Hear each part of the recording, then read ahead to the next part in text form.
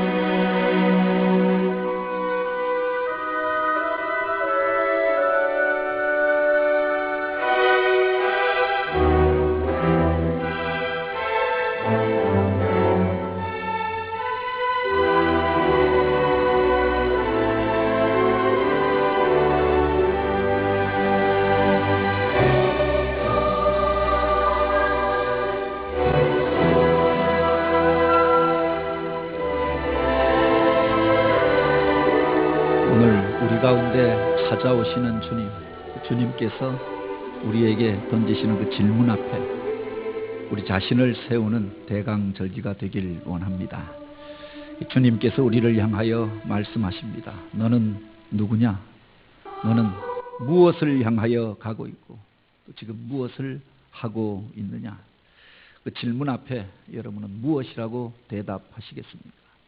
우리 인생의 가장 중요한 질문이 나는 누구인가? 라고 하는 질문이고, 내가 어디에서 와서 어디로 가면 지금 무엇을 할 것인가? 이것이 인생의 가장 중요한 질문이라고 하였습니다. 오늘 우리를 향하여 질문하시는 하나님 앞에 여러분은 무엇이라고 대답하시겠습니까? 이전에 사역하던 교회에서 화요일마다 교인들과 함께 전도를 나갔던 적이 있는데, 언젠가 이런 대강절 절기였던 것 같습니다. 차가운 바람이 불어오고 겨울철이 되어졌는데 그날 또 공원으로 전도를 나갔습니다. 이 거리에 사람을 찾을 길이 없고 공원에도 사람이 없는데 한 벤치에 그렇게 그 계절에 맞지 않은 모습으로 앉아있는 한 여자가 있었던 겁니다.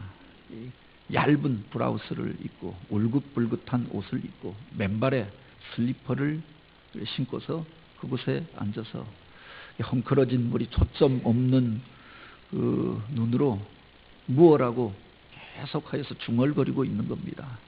다가가서 무슨 전화를 하고 있나 보니까 전화기도 없어요. 허공에다가 대고 무엇라고 중얼중얼 하다가 욕 같은 것도 하고, 그래서 다가가서 질문을 하게 된 겁니다. 어디 사십니까? 가까운 곳에 사세요. 모르겠다는 겁니다. 내가 어디서 왔는지 모르겠다는 겁니다. 이렇게 추운데 이렇게 춥지 않으세요? 겨울철에 바깥에 계시니 춥지 않습니까? 모르겠다는 겁니다. 추운지 모르겠다는 겁니다. 전도지를 가지고 그래서 나누어 주고자 이런 그 얼굴 그림을 본 적이 있으세요? 질문했는데 모르겠다는 겁니다. 본 적도 없고 알지도 못하겠다라고 하는 겁니다. 질문하는 족족 모른다, 모르겠다, 도대체 모르겠다라고 하는 겁니다. 대화가 되어지지 않았고, 같이 갔던 분 중에 그분이 누구인지 알아서 그분을 인도해서 집으로 데려다 주고 그리고 왔는데, 그분이 그런 이야기를 하는 겁니다. 멀쩡하게 사는 집, 남편은 좋은 직장 다니고 좋은 아파트 살고 남부러울 것이 없는 사람. 몇 년 전에 아이를 잃어버리고 사고로 잃어버리고 정신을 놓아버린 다음에 거리에 나와서 그냥 아이 이름 부르고 그 아이랑 대화하는지 그래 거리를 배회하고 저녁 때가 되면 퇴근한 남편이 또 찾아다니고 그 일이 계속 반복되어진다라고 합니다. 세상에 감당하지 못하는 일들을 당하여서 정신줄을 놓아버리고 얼이 빠진 채로 살아가는 사람들, 복음을 전하러 갔는데 어떻게 해야 할지 알지를 못해서 난처한 마음으로 안타까운 마음으로 돌아왔던 적이 있습니다. 오늘 우리들 가운데 그렇게 세상 가운데서 자기 정체성을 잃어버린 채 이 계절이 무엇인지, 무엇이 어울리는 것인지, 내가 어디에서 왔는지, 또 어디로 가야 하는 존재인지, 지금 내가 무엇을 해야 하는지 깨닫지 못한 채 세상 가운데서 어두운 방거리를 방황하는 그런 사람들이 얼마나 많이 있습니까? 세상적으로 보면 이것을 정신분열증이라고 이야기합니다. 자기 정체를 잃어버린 것을 말하죠. 그런데 세계보건기구 발표에 의하면은 세계에서 5억에 달하는 사람들이 크고 작은 정신병을 앓고 있다고 이야기합니다. 그 중에 500만 명이 중증 질환을 앓으면서 정신분열의 증세들을 나타내고 있고 1억 5천에 달하는 사람들이 신경쇠약으로 인하여서 고통당하면서 바로 자기 정체성의 혼돈을 느끼면서 살아가고 있다고 합니다. 오늘 우리들 가운데도 그런 경우가 얼마나 많이 있습니까? 멀쩡한데 건강해 보이는데 어떤 상황 속에서 예기치 못한 반응을 보이는 겁니다. 그래서 다른 사람들이 상처를 받기도 하는데 사실은 그 안에 더 깊은 상처가 있었던 것 아닙니까? 이해할 수 없는 행동을 하는 사람들이 있지요. 그 속에 오늘 우리가 있어야 할 자리를 떠나고 자기 정체를 잃어버리면서 바로 이와 같이 파괴적인 모습으로 세상을 살아가게 되는 경우가 얼마나 많이 있습니까? 물질 문명이 발달하고 그 모든 것들이 풍성하여지고 편리하여진 세상 가운데 살아갑니다. 그런데 이 거대한 사회의 그 톱니바퀴 가운데 한 부속품이 되어져서 보다 중요한 인간성을 잃어버리고 삶의 의미와 목적을 잃어버리고 세상 가운데 방황하는 이들이 얼마나 많이 있는가. 영적인 공허함을 느끼면서 허탄한 모습으로 그렇게 세상을 살아가는 이들을 우리가 보게 될 때가 있습니다. 우리가 그들을 가리켜서 정상이 아니라라고 이야기하는데 정상적이라고 말하는 나는 과연 누구인가? 나는 내 인생의 목적과 그 의미를 깨닫고 또 그렇게 그 부르심의 목적대로 살아가고 있는가? 이 대강절을 통하여서 우리 자신을 돌아보는 기회가 되길 원합니다. 142 TV를 통하여서 세상 뉴스를 통하여서 그 본래의 정체성을 잃어버린 그리스도인들의 모습들을 보게 될 때가 있잖아요. 목사인데 목사 같지 않은 목사가 있고 그래서 복음을 전하는 자로 택함 받았는데 세상 가운데서 오히려 복음이 전하여지는 길을 가로막고 하나님의 영광을 가로막고 그렇게 하나님께서 맡겨주신 사명이 아니라 엉뚱한 것들로 인하여 분쟁하고 갈등하고 싸우는 자리 가운데 서 있는 이들이 얼마나 많이 있습니다. 장로인데 전도사인데 또는 권사이고 집사인데 교회를 섬기고 주님을 섬기고 생명을 살리고 영혼을 구원하는 것이 아니라 사람들에게 상처를 주고 그래서 어둠의 자리 가운데서 부패한 자리 가운데서 죄악된 자리 가운데 거하며 하나님의 영광을 가리는 이들은 또 얼마나 많이 있습니다.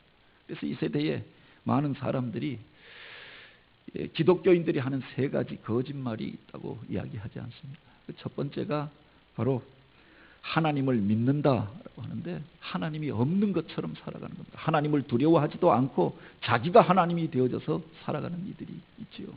사랑을 이야기하는데 사랑합니다라고 고백하는데 그 삶 속에서 그 말 속에서 그 행동 가운데서 사랑을 찾아볼 수가 없고 다른 사람을 향한 그 어떤 배려도 없고 자기만을 위하여서 살아가는 그 모습들을 바라보면서 바로 이중적이지 않냐라고 이야기를 하는 거죠.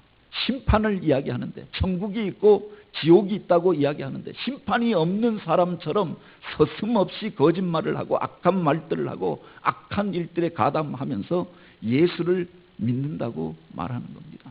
그러니 믿지 않는 자들이 내가 믿는 바 그 믿음을 내게 보이라 라고 이야기하는 것 아닙니까? 이것을 가리켜서 오늘날 그리스도인의 3대 거짓말이라고 이야기하는 거죠. 이게 본래의 정체성을 잃어버린 것 아닙니까? 과거의 어둠의 세대 가운데 교회가 세상에 빛된 사명을 감당하였습니다. 교회에 와서 위로를 얻고 빛 대신 주님을 만나고 죄를 회개하고 사랑의 마음을 품고 평화의 복음을 전하는 자가 되어졌습니다. 그런데 교회가 그 빛을 잃어가고 세상 가운데서 무력하여진 모습들을 우리가 보게 될 때가 얼마나 많이 있습니까? 어떤 사람이 장례식에 가서 많은 사람들이 다 슬퍼하고 또 그렇게 안타까워하니까 그 분위기에 취하여서 같이 울게 되었다고 합니다. 한참 동안 통곡하고 울다가 일어나서 나오면서 옆에 사람한테 물었다고 하죠. 그런데 누가 죽었대요? 정작 자기가 그곳에 왜 와 있는지, 무엇 때문에 울었는지 목적을 잃어버린 채 세상의 분위기에 휩쓸려서 따라가는 그런 삶을 살아갈 때가 얼마나 많이 있습니까? 그리스에 가면은 델포이 신전 앞에 바로 신 앞에 나오는 자들에게 주는 큰 문구가 쓰여져 있다라고 하죠. 바로 너 자신을 알라라고 합니다. 하나님 앞에 나오고 신 앞에 나오는 자들이 먼저 점검해 보아야 할 것이 나는 누구인가? 내 존재의 자리와 그 의미를 먼저 묻고 또 대답할 수 있어야 한다라고 합니다. 세상의 그 모든 문제들, 복잡하게 얽혀져 있는 것들을 푸는 그 단초가 어디 있느냐? 나는 누구인가라고 하는 이 질문으로부터 시작되어진다라고 하는 거죠. 예수님께서 이 땅 가운데 오셔서 복음을 전하는 사역들을 보면 먼저 주님께서 바로 이 문제를 놓고 고민하였던 것들을 보게 됩니다. 그래서 광야에 나아가서 40일 동안 금식하고 기도하면서 당신을 부르신 하나님의 부름에 대하여 그 사명에 대하여서 바로 기도하십니다. 그리고 그것이 분명하여졌을 때 이제 천국 복음을 전하고 제자들을 부르셨던 것 아닙니까? 4장에 보면은 광야의 시험 기사가 나오고 5장부터 예수님이 전하셨던 천국 복음의 내용들이 기록되어져 있습니다. 5장 그 첫 구절을 보면 8가지 복에 대하여서 이야기하는데 바로 당신이 누리고 있었던 기쁨, 당신이 느끼는 복이 무엇이고 또 하나님께서 우리를 통하여 원하시는 것이 무엇인가라고 하는 것을 먼저 선언하시고 이제 천국 백성이 이렇게 살아야 한다. 그 말씀을 전하시고 있는 것들을 보게 되죠. 누가복음에 보면 이것이 더 분명하게 기록되어져 있습니다. 광야 시험을 마치시고 돌아오신 주님께서 당신의 사명에 대하여서 사람들 앞에서 분명하게 선언하십니다. 나사렛 회당으로 들어가 이사야서 말씀을 펼쳐서 바로 이렇게 읽으시고 당신이 살아가야 할 길에 대하여서 선언하셨던 거죠. 주의 성령이 내게 임하셨으니 이는 가난한 자에게 복음을 전하게 하시려고 내게 기름을 부으시고 나를 보내사 포로된 자에게 자유를, 눈먼 자에게 다시 보게 함을 전파하며 눌린 자를 자유케 하고 주의 은혜의 해를 전파하게 하려 하심이라. 당신이 오신 목적에 대하여 하나님께서 당신에게 성령을 부어주시고 또한 그 공생애로 부르셨던 의미에 대하여서 바로 고백하고 선언하고 있는 겁니다. 그렇게 말씀만 하시고 성경을 읽으신 것으로 끝난 게 아니라 그렇게 사셨던 주님의 삶을 우리가 알고 있지 않습니까? 가난한 자들의 친구가 되어주시고 바로 포로된 자를 자유케 하고 눈먼 자를 다시 보게 하여 주시고 세상에 눌리고 어둠에 눌리고 죽음에 눌려 있었던 자들을 자유케 하고 하나님의 은혜의 복음을 전하시는 이 사역을 감당하시고 당신의 생명까지 내어주셨던 것 아닙니까? 요한복음에 보면 예수님께서 하셨던 그 많은 설교가 기록되어져 있는데 그 설교에 가장 중요한 내용이 있습니다. 나는 무엇이다 라고 하는 선언으로부터 이 설교가 시작되어집니다. 아멘, 아멘, 에고 아민. 나는 무엇이다 라고 주님께서 말씀하시는데 나는 생명의 떡이다. 나는 세상의 빛이다. 나는 선한 목자다. 나는 부활이요 생명이니 내가 곧 길이요 진리요 생명이니 나로 말미암지 않고는 아버지께로 올 자가 없느니라.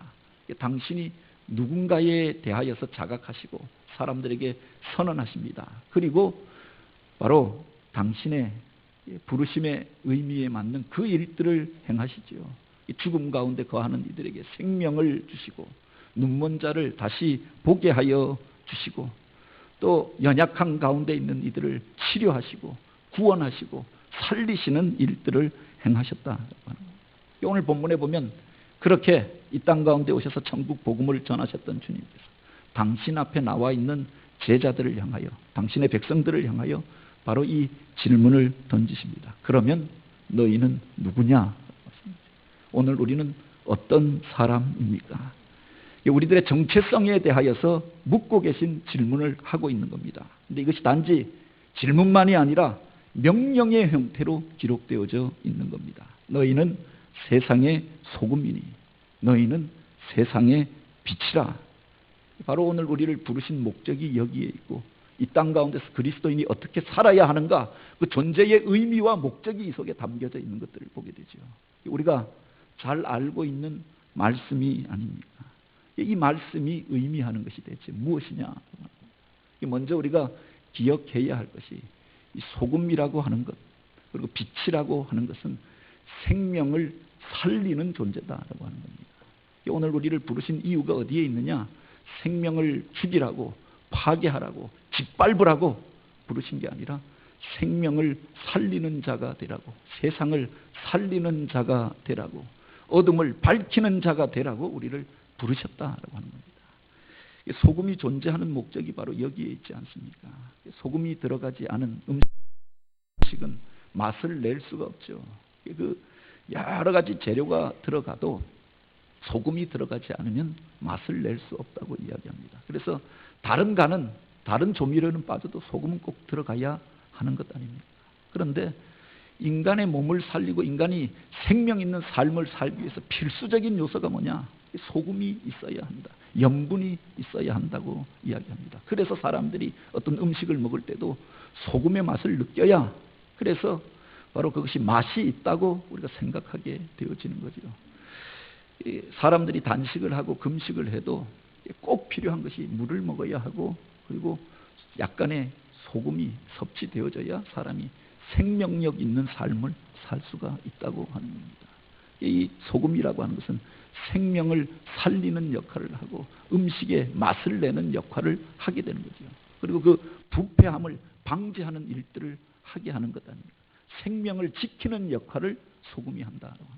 빛이라고 하는 것은 빛이 있어야 세상의 사물들이 존재의 자리와 모습을 갖게 되어집니다. 빛이 비추어져야 생명이 살아나는 역사가 나타나게 됩니다. 캄캄한 어둠 가운데 얼어붙은 땅 가운데 죽어 있었던 씨앗들이 빛이 비추어지고 따뜻한 온기가 전해지면 그곳에서 움이 터오르고 생명의 싹이 나오게 되어지는 것입니다.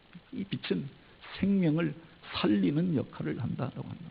빛이 비추어졌을 때 사물들은 자기 존재의 의미와 모습들을 색깔과 형태들을 갖게 되어집니다. 어둠 속에서는 그 모습이 보여지지 않고 그 색깔을 알 수가 없습니다. 그런데 빛이 비추어지면 그 빛이 무엇인지 또 그 색깔이 무엇인지 그 형태가 무엇인지 알 수가 있는 것 아닙니까?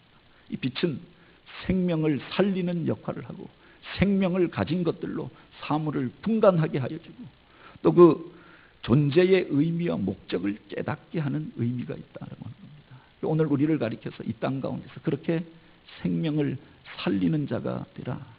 부패하는 세상 가운데서 생명을 지키는 자가 되라.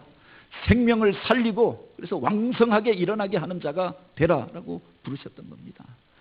제자들을 부르시고 믿음의 사람들을 부르시고 오늘 우리를 하나님의 백성으로 택하신 이유가 바로 여기에 있다고 하는 거죠. 이 땅 가운데서 생명을 파괴하는 일들이 얼마나 많이 있습니까? 다른 사람의 생명을 짓밟는 일들이 얼마나 많이 있습니까? 어둠 가운데서 악한 일들을 도모하는 이들이 얼마나 많이 있습니까? 그 속에서 연약한 생명이지만 지키는 자가 되라. 그 생명을 살리는 자가 되라. 보듬어 그렇게 보호하는 자가 되라. 그리고 생명의 역사를 일으키는 자가 되라. 그래서 우리를 부르셨다라고 하는 거죠. 어딜 가도 꼭 필요한 사람이 있고 또 있으면 안 되는 사람들이 있습니다. 무슨 축구 경기 하나를 해도 꼭 찾는 사람이 있잖아요. 그 사람이 와야 우리 팀이 산다. 그래서 그 사람을 부를 때가 있죠. 어떤 일들을 할 때마다 꼭 그 사람은 와야 한다고 찾는 사람이 있습니다. 그 사람이 와야 분위기가 산다는 겁니다. 그런데 어떤 사람은 오면 분위기를 죽이는 사람이 있는 겁니다. 다른 사람을 향하여 정죄하고 심판하고 죽이는 역할을 하는 사람이 있고 살리는 역할을 하는 사람이 있는 것 아닙니까? 원하고 바라기는 오늘 우리가 생명을 살리는 자, 그리고 사람들로 살만 나게 하는 자, 그래서 하나님께서 주신 그 생명의 능력으로 세상을 이기는 삶을 사는 저와 여러분이 되길 원합니다. 더하여 여기서 하시는 이 말씀은 단지 무엇이 되라라고 하는 그 선언으로 끝나는 것이 아니라 너희가 그렇게 살아야 한다라고 하는 명령을 포함하고 있다라고 하는 겁니다. 이 직설법은 명령법을 동반하고 있는 겁니다. 너희는 세상의 빛이라라고 하는 말은 너희가 세상의 빛으로 살아야 한다라고 하는 명령이 담겨져 있는 거죠. 너희는 세상의 소금이다라고 하는, 너희가 소금처럼 살맛을 나게 하는 자가 되어지고 또 생명을 살리는 자가 되어지고 부패를 방지하는 자가 되어야 한다라고 하는 명령을 포함하고 있다라고 하는 겁니다. 나는 생명의 빛이라고 말씀하셨던 주님께서는 당신의 사명을 자각하고 생명을 살리는 일들을 행하셨습니다. 그 부름 속에 명령이 같이 담겨져 있고 사명이 같이 담겨져 있다고 하는 겁니다. 제 인생 가운데에서 가장 방황하고 또 갈등하였던 때가 대학교 1학년, 2학년 그때였던 것 같습니다. 1987년 사회적으로도 격동하던 때였고 신학을 하고 주의 종이 되겠다고 소원하였는데 그 담임 목사님 권면을 통해서 또 학교 선생님 권면을 통해서 철학과에 들어가게 된 겁니다. 그때 대학 사회가 격동하고 세상이 그렇게 격동하던 시기여서 그 속에서 정체성의 혼란을 느낀 겁니다. 생각해 보면은 그때가 내 인생의 회의기였고 방황기였고 신앙이 가장 다운되어졌던 시기였던 것 같습니다. 그런데 방학 때가 되면 우리 어머니가 저한테 하셨던 말씀이 있습니다. 우리 아버님은 직설적으로 그렇게 이야기합니다. 너 데모하지 마라. 학생운동에 가담하지 마라.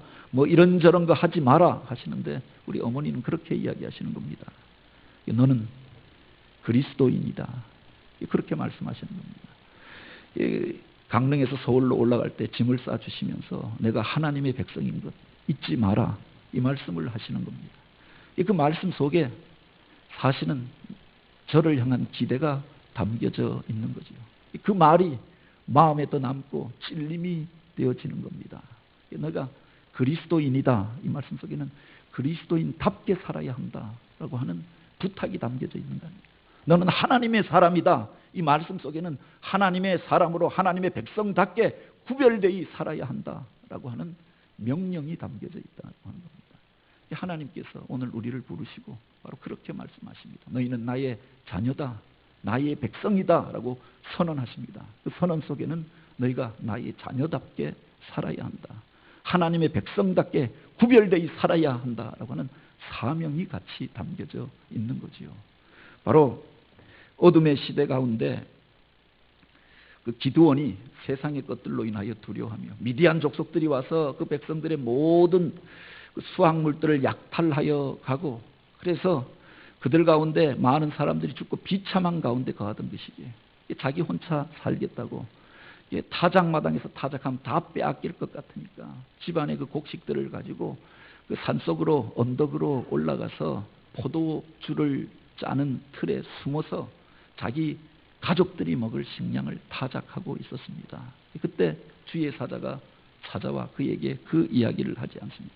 너는 큰 용사라. 여호와 하나님이 너와 함께 하시느니라. 그를 가리켜서 큰 용사라고 이야기합니다. 그가 무슨 대단한 일을 한 적이 없고 나라와 민족을 위하여서 헌신한 적이 없었던 사람입니다. 자기 혼자 살겠다고 자기 가족 먹여 살리겠다고 숨어서 자기 가족 먹을 식량 그렇게 타작하고 있는 그에게 천사가 나타나서 너는 큰 용사라.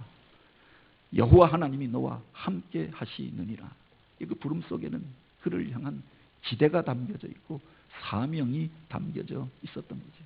우리 주님께서 우리를 향하여 그렇게 말씀하십니다. 너는 세상의 빛이라, 너희는 세상의 소금이라, 이렇게 말씀하실 때는 우리들을 통하여 기대하는 바가 바로 여기에 있다라고 합니다. 세상이 어두워져 가는데 너희가 빛된 삶을 살아야 한다. 세상이 점점 부패하여져 가는데, 타락하여져 가는데 내가 소금의 역할을 하여야 한다. 서로 죽이고 서로를 향하여서 쟁투하고 갈등하는 세상 속에서 내가 생명을 살리는 자가 되어야 한다. 이 안타까운 마음으로 우리를 향하여 너희가 이렇게 살아라 라고 하는 명령이 그 속에 담겨져 있는 거죠. 우리가 그 속에서 기억하여야 할 것이 있습니다. 빛과 소금이라고 하는 것은 자기 자신을 위하여 존재하는 것이 아니다라고 하는 겁니다. 소금이 있는데 녹지 않고 그냥 음식에 들어가면 아작아작 씹히고 마는 것 아닙니다. 맛을 내지 못한다고 하면 여기에 보면 주님께서 그렇게 말씀하십니다. 소금이 그 맛을 잃어버리면 밖에 버려져 사람에게 밟힐 뿐이라. 부르심의 목적을 떠나고 주님이 기대하였던 일들을 이루지 아니하고 살아갈 때 더 큰 심판이 있을 것을 경고하시지요. 소금은 그 음식에 들어가서 자기 형태를 죽이고 녹아질 때 비로소 맛을 내게 되고 자기 존재의 의미와 목적을 나타내게 되어지는 겁니다. 자기를 죽일 때 목적을 이루게 되어지는 거죠. 빛도 그러하지 않습니다. 촛불이 불타오르고 있는데 자기를 녹이고 태울 때 빛이 발하게 되어지는 거죠. 자기 형태를 그대로 간직하고 있으려고 하면 빛을 발할 수가 없다라고 합니다. 자기를 죽일 때, 자기를 태울 때, 자기를 불사름에 내어줄 때 빛이 발하게 되어지는 거죠. 그 빛은 빛 자체를 위하여서 있는 것이 아니라 무엇을 비추기 위하여 있는 것 아닙니까? 조명이 비추어지는 것은 무엇인가를 비추기 위하여서 있는 거죠. 소금이 자기를 나타내고자 하는 것이 아니라, 빛이 자기를 나타내고자 하는 것이 아니라 바로 부르신 그 목적을 위하여서 사람을 살리는 것, 하나님의 영광을 나타내는 것, 그리고 그를 통하여서 기대하였던 그 어떤 일들을 이루고자 함에 있었던 것 아닙니까? 교회에 복음 전하는 자들을 세우고 사도와 또한 목사와 교사를 세운 것은 이는 성도를 온전하게 하고 봉사의 일들을 하게 하고 주의 몸된 공동체를, 교회를 세우려 함이라고 했습니다. 교회의 목사를 세운 목적도, 교사를 세운 목적도 목사 자신을 위하여서 먹고 살라고 세운 게 아니라, 교사를 세운 목적을 자기 이름을 내라고 세운 것이 아니라, 교회에 복음 전하는 자들을 택하고 여러 가지 직분자들을 세운 것이 자기 자신의 영광을 위하여 세운 것이 아니라, 자기 주장을 나타내라고 세운 것이 아니라 바로 주의 몸된 교회를 세우고 성도들을 온전하게 하여서 저들 또한 봉사의 일들을 하게 하기 위한, 저들을 섬기는 자로 택하고 세운 줄 믿으시기 바랍니다.